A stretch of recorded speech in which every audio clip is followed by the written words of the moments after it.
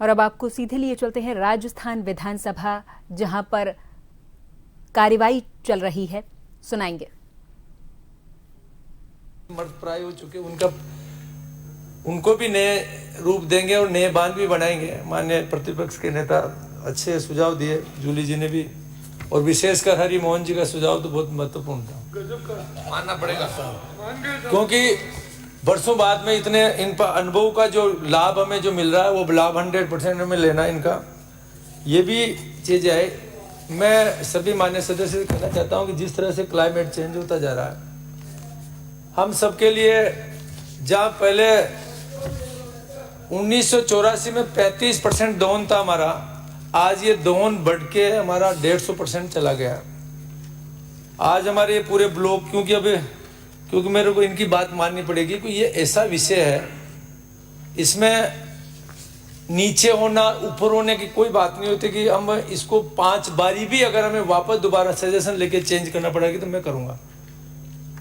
इसमें चाहे बाहर जाके कहे कि साहब हमारी वजह से वापस दोबारा परवर समिति भेजना पड़ेगा, मैं भेजूंगा, बाकी इसको लाके भी छोड़ेंगे हम, क्योंकि ये महत्वपूर्ण, अगर जिस तरह से आज क्लाइमेट चेंज होने की वजह से जहाँ पे हमारी ये सारी नदियाँ साल भर चलती थी, लूनी नदी भी साल भर चलती थी एक ज़माने में, अभी सिर्फ एक हमारी नदी है चंबल, जिसमें जरूर रेगुलर पानी चलता है, उसमें पानी रहता है, बाकी सब नदियाँ सूख जाती है।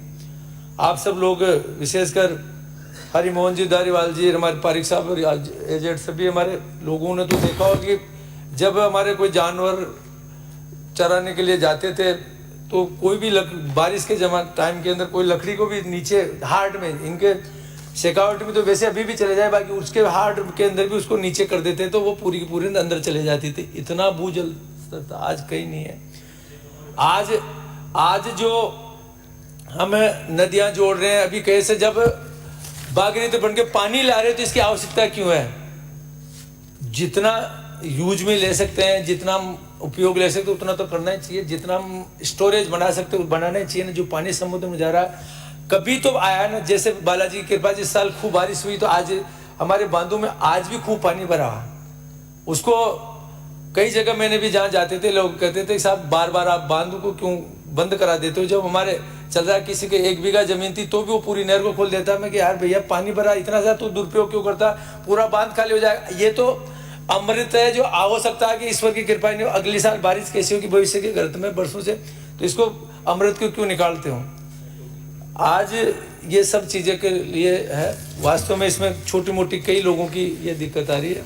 मैं तो ज़्यादा 4-5 चीज़ें आप लोगों को बता दूं कि पहले तो इसमें ये जो अनुमति लेने का प्रावधान था, तो अनुमति लेने के लिए जो सेंट्रल भूजल बोर्ड था उसकी बजाय हम यहाँ पे लेंगे।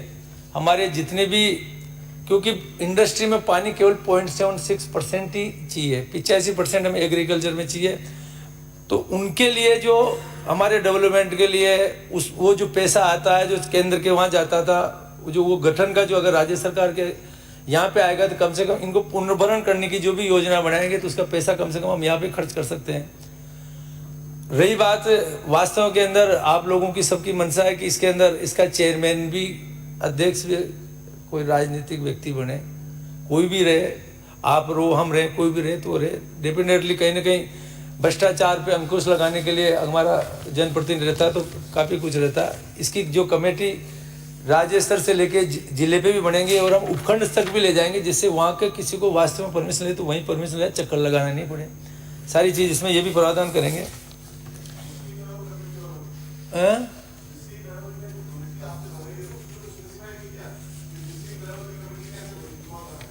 उपखंड तक जो भी प्रतीत हो रहा है, अनेक मान्य सदस्यों में प्रतीत हो रहा है कि अधिनियम लाकर नए शर्तें लगाई जा रही है, जबकि आज भी केंद्रीय भूजल बोर्ड के नियमों के तहत शर्तें लगाए गए। केवल ग्रामीण पीने के पानी के लिए भूजल उपयोग करने तथा कृषि उपयोग हेतु भूजल उपयोग में किसी प्रकार की आवश्यकता नहीं है। मैं आपको एक क्लियर दिमाग में आ जाए कि उनमें किसी में नहीं। अभी हमारे बुढ़ाना जी कह रहे थे कि कम से कम हमें सिंगल फेस का कोई, जहाँ पे न तो कोई जल जीवन मिशन में पानी जाता है न किसी यूज नहीं जा रहा, तो कम से कम वो बेचारा कोई उपभोक्ता वहाँ पे खुद का सिंगल फेस का लगा के खुद का काम ले, तो उसमें कोई भी परमिशन लेने की आवश्यकता नहीं है। सबसे बड़ी क्लियरिटी ये चीज़ है। ऐसे बहुत सी चीज़ें। मैं तो इतना कहना चाहता हूँ कि आप सब लोगों के पहले हो सकता है कि आज लेना ही प्रवर समिति में ऐसे लोगों को लेना चाहिए था जो इसमें आज सुझाव दिए। पहले मनोज जी को लिया, जैसे भी हो सकता है मैं भी उस दिन जिन लोगों ने बोला उनको ले लिए। आज भी कई लोगों ने अच्छे अच्छे सुझाव दिए। मैं वापस आप सब लोग से कहना चाहूँगा कि ये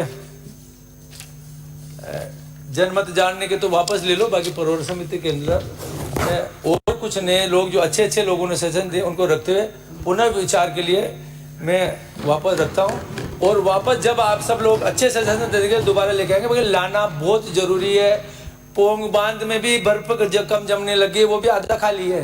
क्लाइमेट धीरे धीरे आप जाके देखोगे तो बर्फ सिमटते सिमटते हिमालय सिमटता जा रहा है। कहाँ से लाएंगे फ्यूचर में, कहाँ से लेके आएंगे? कहीं तो हमें इसका संरक्षण करना ही पड़ेगा। तो ये वापस लेना नहीं कि आप लोग और कोई सजेशन दे दो, अच्छा क्या हो सकता है, बेस्ट क्या हो सकता है, वापस दोबारा हम जब चाहोगे 5 दिन में, 7 दिन में, 10 दिन में, 6 महीने में, जैसे आप सजेशन दे दोगे लाना तो पड़ेगा। ये अपने लिए नहीं, राजस्थान की जनता के हित में लाना ही पड़ेगा हमें। और अच्छे कोई सुझाव दे दो, बिल्कुल 100% लाएंगे आप सब। क्या प्रस्ताव? मैं प्रस्ताव करता हूं कि इसको प्रवर समिति के लिए जनमत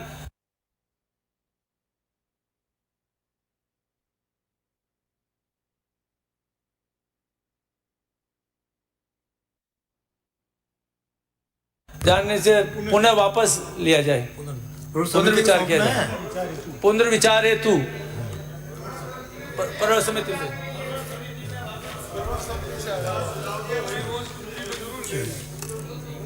प्रश्न ये है कि प्रवर समिति द्वारा प्रतिवेदित राजस्थान भू जल सड़क प्रबंध प्राधिकरण विधेयक को जनमत जानने हेतु प्रचारित किया जाए। जो पक्ष में वहां गए